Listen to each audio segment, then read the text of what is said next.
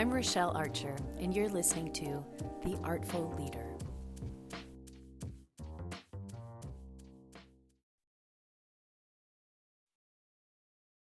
Hey there, and welcome back to The Artful Leader. Today, we have a very special guest. Drum roll, please. Me! And today, I am feeling super fired up about redefining workplace wellness. Before we get into the meat of this topic and who I am and why this matters to me and what I'm learning and teaching in this space, I want to invite you to take a moment to reflect on a time when you were really flourishing at work, when you were really functioning in your zone of genius, you were feeling super supported, you had a great rapport with your colleagues, your clients, or your community. What did that look like? What did that feel like, sound like? Just let yourself imagine that for a moment. And what did the organization, the leader, the culture contribute to that experience of flourishing? Like, what was set up intentionally in order to support that? Next, I would love for you to think about a time when you weren't experiencing that. And maybe when you were burned out and frustrated and overwhelmed, and thinking of quitting, giving up, maybe even leaving your field. What did that look like, feel like, and sound like? And what was going on with the organization, with the leadership, with the culture that contributed to that experience? If you're anything like me, what's coming up for you is maybe tossing back a few too many vodka mules after work, crying in the parking lot, waking up with a stomach ache, sitting in another unproductive meeting, fantasizing about like turning into the Hulk and turning over all the tables and just screaming at everybody like, don't you understand? This is not working. And I'm also thinking of that GIF that I have sent so often to my girlfriends of that picture of that woman just walking away from a burning car, just strutting into the future. And I think those are all things all of us have experienced in the workplace. And the reason why I want you to think about that is because I'm having a really interesting experience that when I talk to people and I tell them that I work in transforming workplace wellness and cultures, the first things that people often bring up to me are things like, oh yeah, we really want to have like a weekly yoga class or a little stretch session, or, maybe bring some massage therapist in once a month, or, provide lunch for our team once a week. And I just feel like there's a real disconnect there between what it is that actually makes people feel great in the workplace. And I want you to hold on to that while we dive into this topic. So if you have never met me before or never listened to The Artful Leader, my name is Rachelle Archer. I'm an expressive arts coach, and I am the founder of Artful Leadership Coaching and Consulting. And my work is really about helping leaders with big missions and a big calling and a big passion to impact your community sustainably by putting your own well-being first so that you can really lead with a full tank and create the kind of culture where all your stakeholders can thrive. And I take a really strong stance for healthy workplace cultures because I have 30 years experience in child and youth development, working in nonprofits and educational settings at that intersection of the arts, education, mental health, social services, primarily with a focus on marginalized and unhoused and systems affected young people. And I know deeply my own experience of burnout of compassion fatigue, of vicarious trauma, of working with toxic leaders and cultures that were really unhealthy, and trying to navigate all of those things while also coping with my own nervous system, my own background of adverse experiences. And there was a point during my career where I really realized I'm worried about us, guys. And we got to do something different in our field because so many people who are working in the social impact sector are experiencing the things that I just talked about. And, there's alcoholism, there's burnout, there's people leaving, there's all kinds of turnover happening. And I just think that it's so important for us to shift and do things differently. So I was so excited when I had already started shifting into tending to the adults in this space when I was introduced to the work of Dr. Sean Ginwright, who's the author of The Four Pivots and who's really the father of healing-centered engagement.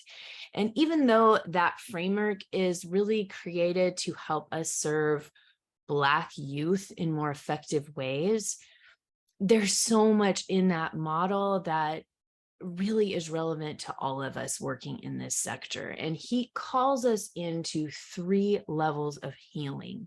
And I call them the 3 I's. And that's individual healing and well-being, interpersonal healing, and institutional healing. And for the past 5 years or so, I've really shifting into help foster all of those so that we can empower you leaders and teams to really achieve your mission and your vision with vitality and longevity. And I wanted to share in this episode a little bit of what I'm finding when it comes to workplace wellness and what really are the things that employees and leaders are looking for when it comes to flourishing in the workplace. And I want you to kind of go back to that idea of like, yeah, let's have yoga and stretching. And I want to be really clear. If you listen to this podcast on a regular basis, I do yoga every day. It's a part of my life and I'm all about massages and I'm all about the free lunch. But when it comes to really creating cultures where people thrive and flourish, we have a lot more profound work to do. And so here are a couple of the things that are showing up in my work that I'm hearing from the organizations that have invited me to come and work with them. First of all, I think, and this is exciting, and this is also daunting for those of you who are in leadership, is that leaders really are the source of the health and well-being of the culture. And so you play a very, very important part in that. And that's why on this platform, I am always talking about how important your well-being is, because you are really the source of so much that happens in your culture. Second thing that I'm constantly hearing from people is they want to be included. They want to know, what are we here for? Where are we going and why and what matters most here? And they want to be involved in that. And they want to know how their strengths and their unique contributions matter and belong in the bigger vision for the place, and that they aren't just some sort of cog in the wheel, that's some placeholder with a job description. And half the time, people who are really in cultures that aren't working don't have a clear job description, or they're doing a lot of other things that are not in their job description, right? And I also want to say, when we're talking about inclusion, we're also obviously talking about identity, right? And we're going to get more into that in a minute. The other thing that I'm finding a lot of times is that culture and the feel of the place is way more important to people than income. And people will stay in a place where they feel like they really matter and their contribution really matters, and where they feel connected and they feel a sense of belonging. So it's that important.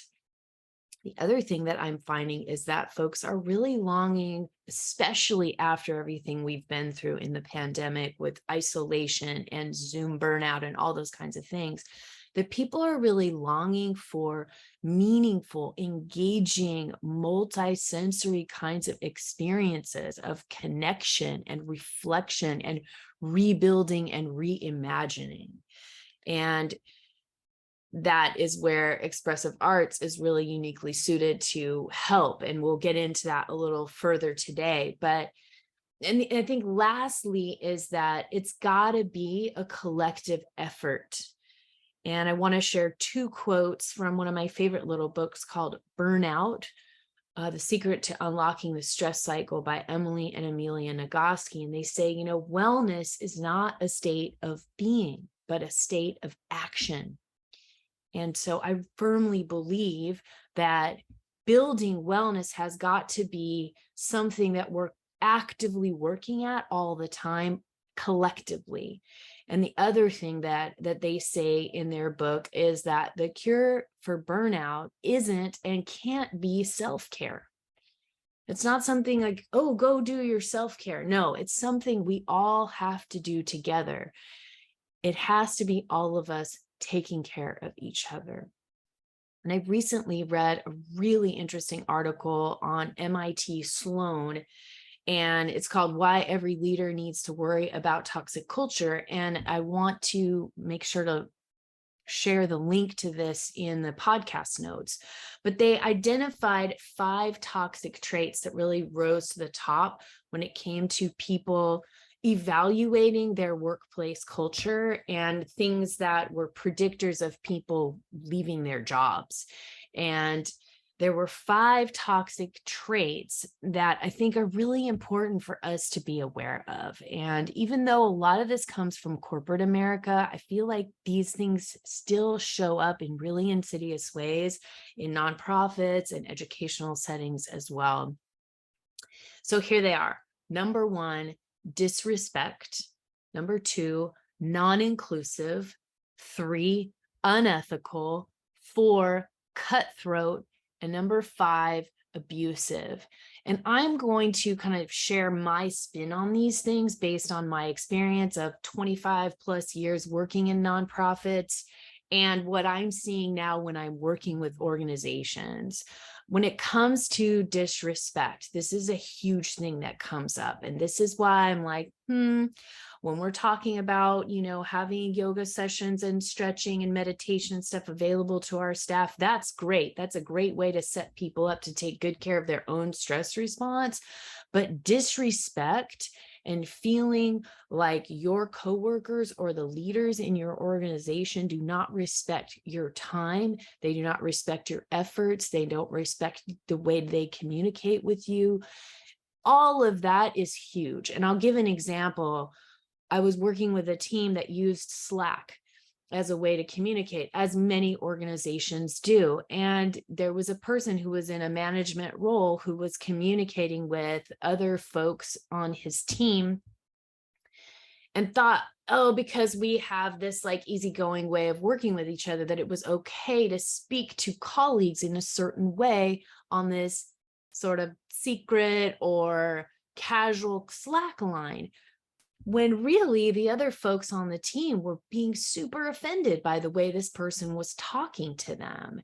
And there was a power dynamic there. Like, how do I let this person know that that's not okay?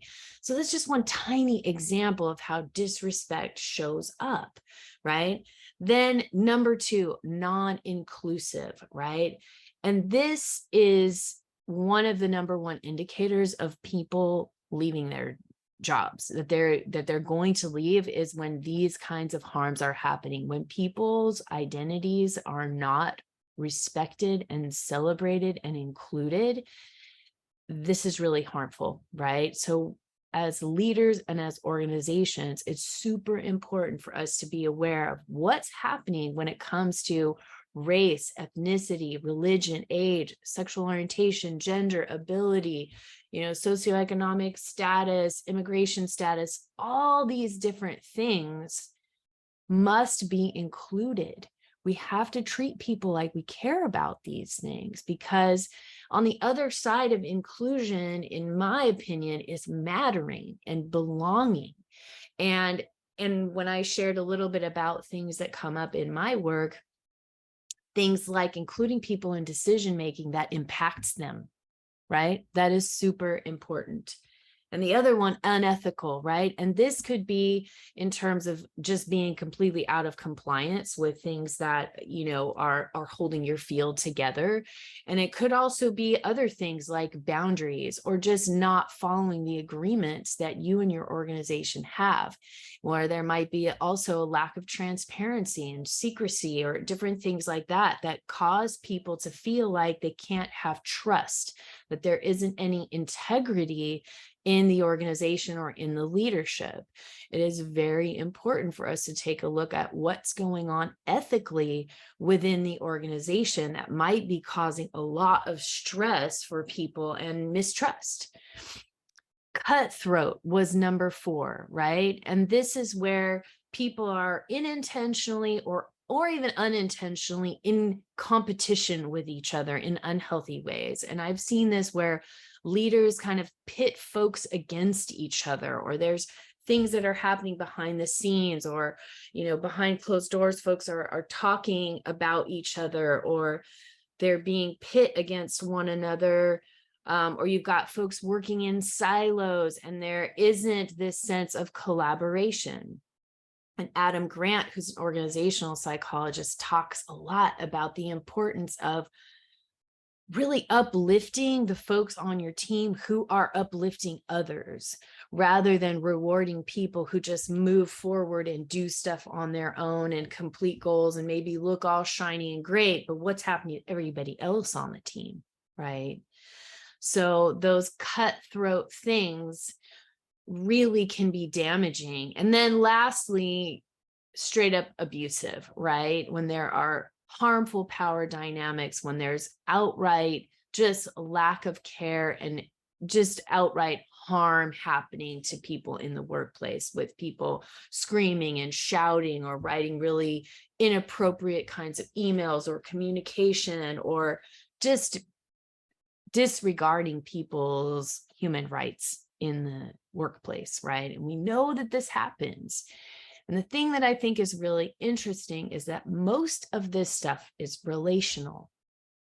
And that's why when I talk to people about workplace wellness and they start talking to me about all these little offerings they want to make people, I'm really curious what's happening in the relationships in the workplace.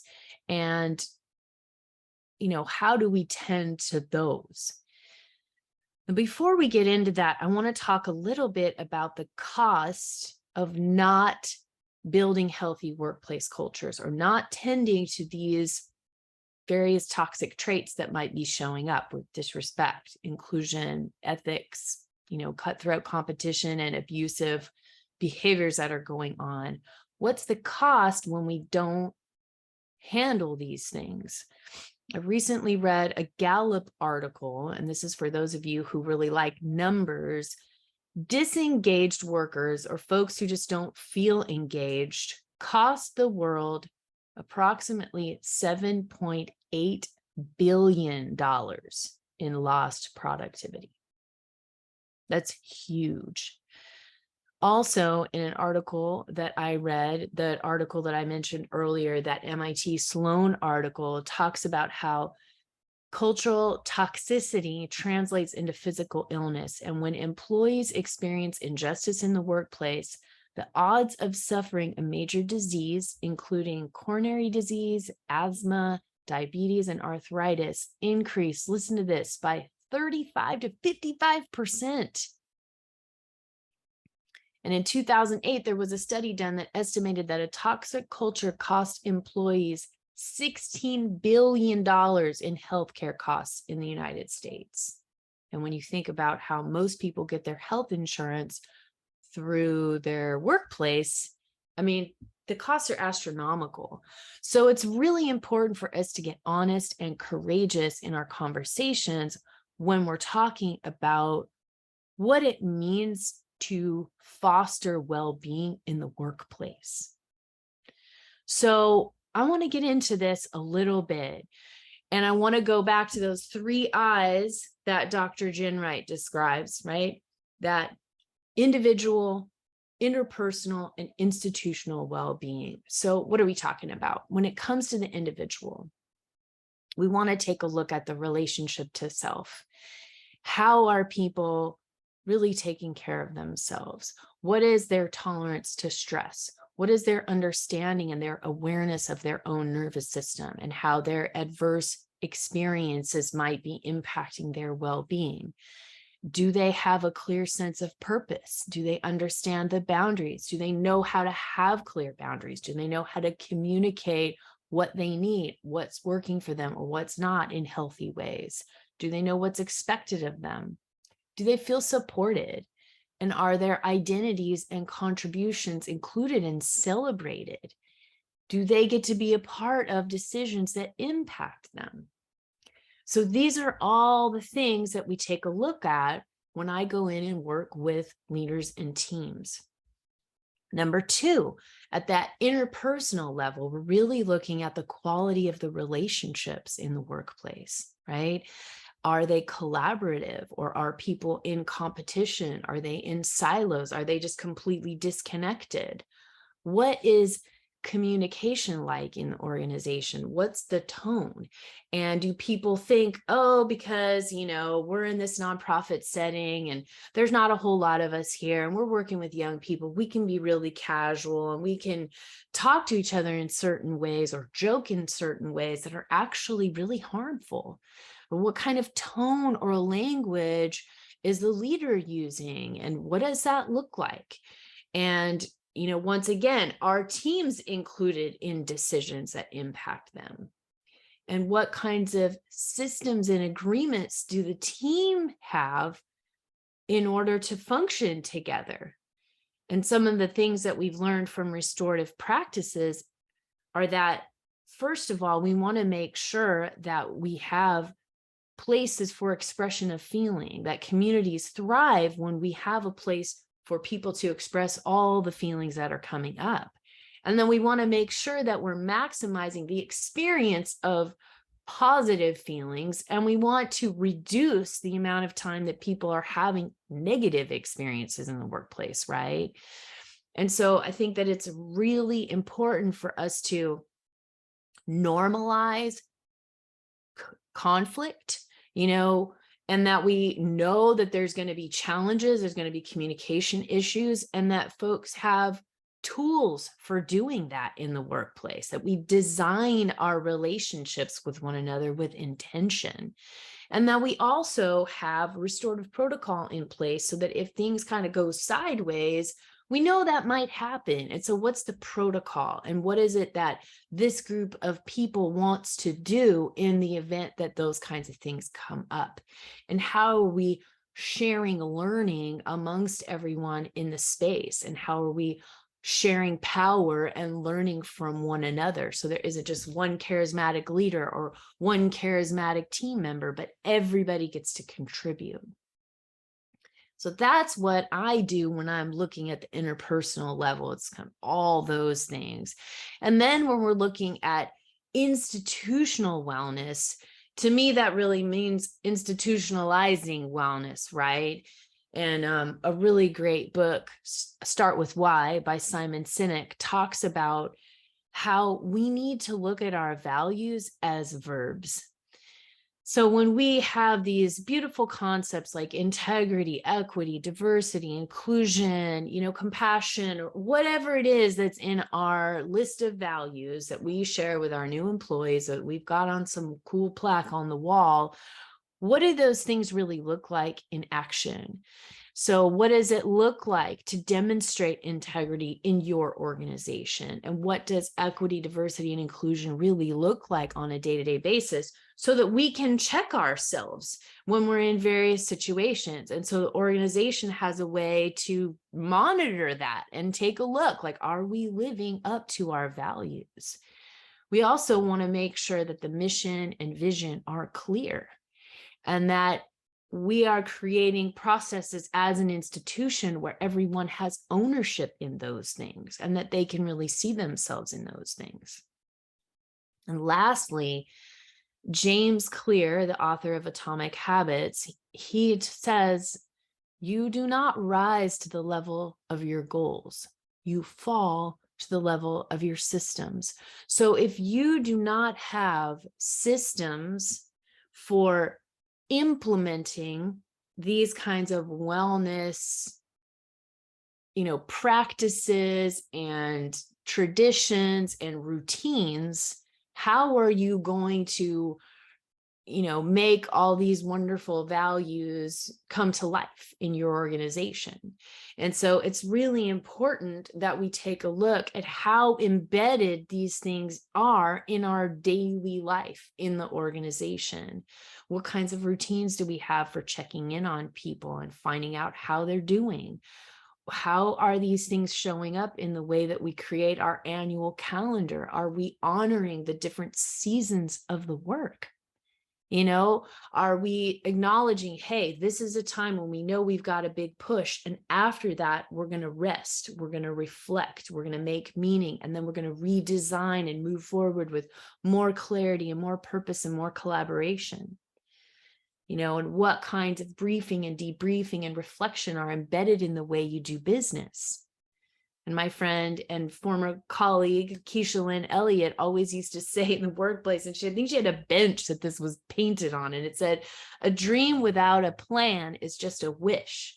And it's a quote by Antoine de Saint-Exupéry, who wrote The Little Prince. But it's so important, like if we have this aspiration of having this healthy culture, wanting to be an example to the community of all these beautiful things, how do we plan that explicitly to make that happen? And how do our policies and procedures and systems align with those values and with that vision? And are we designing our programs, and are we getting the right kind of support with our governance and with our finances and our management systems and everything to really support all of those things?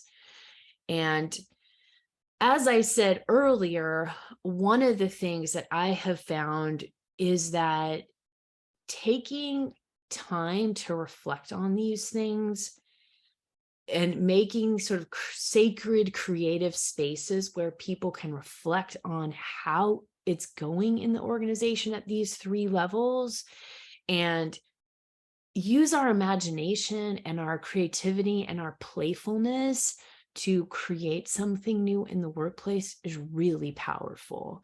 And that's something I find a lot of my clients are really loving about the fact that I am an expressive arts coach and consultant in this space, is that when we can set aside kind of a sacred place where all of us can contribute to creating a safer, more courageous, and more authentic culture, people get really excited, right? And there's so much more to us human beings than talking and listening and writing, right? And if you're like me and you've sat in a lot of like mission, vision, value sessions, and we talk and we write things down, and often it feels like the extrovert in the room with the loudest mouth kind of leads the process. And when we can use these more contemplative, creative practices, it allows us to slow down and really make space for individual stories, for unique perspectives, for learning and sharing in different modalities, and using kind of like different kinds of language that come from our senses that can really give us a more full and complete picture of what's going on with people, reflecting through journaling, through collage, through doodling and drawing. One organization I worked with, we went through a whole process, and they drew out the map of the journey that we had been on. And then they walked each other through those maps, and they had so much fun, and also got to share their own unique process through this. And it was really beautiful and really profound, but also really fun and playful. So the language of the arts and creativity give us so many more rich ways to connect with one another, to communicate with another, to get to know each other. And I think, what one of my mentors always talked about, Judith Greer Essex, she always talks about the importance that, when working together, we need to know, like, and trust one another. And when we're able to have these cool creative experiences together, that's more likely to happen.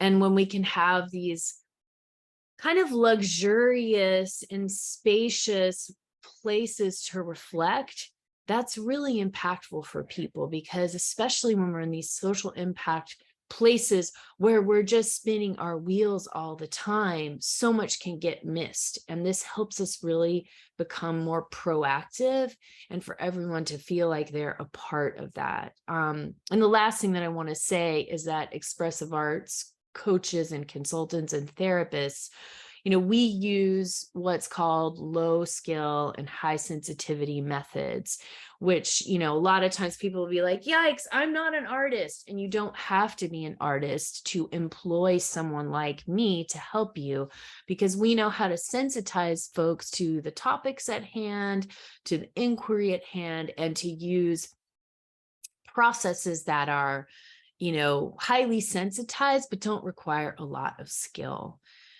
And but there's just so much power in using our creativity and our imagination to really step into what's possible for us. And I think that is such a beautiful part, and that also relates back to healing-centered engagement, is that we want to honor and explore our aspirations and our meaning and purpose as we move forward in this work. So I hope that I gave you some different ways to think about workplace wellness in this episode, and that you can start to think as a leader, or as a team member, or an educator, all the different facets of wellness that you might want to take a look at. And whether you are in sort of a full-blown toxic culture, or just noticing a need to address some of these issues, I can help.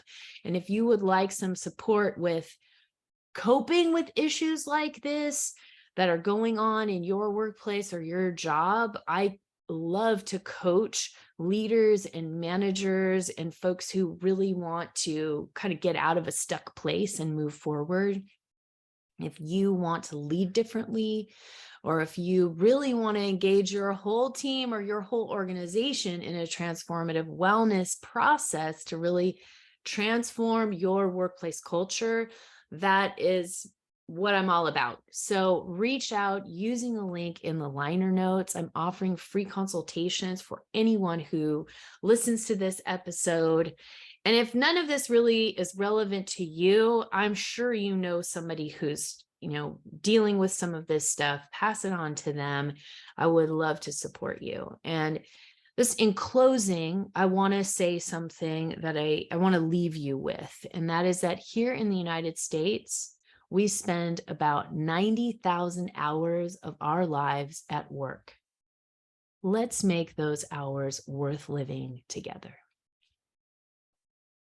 Thank you so much. I'll see you next time.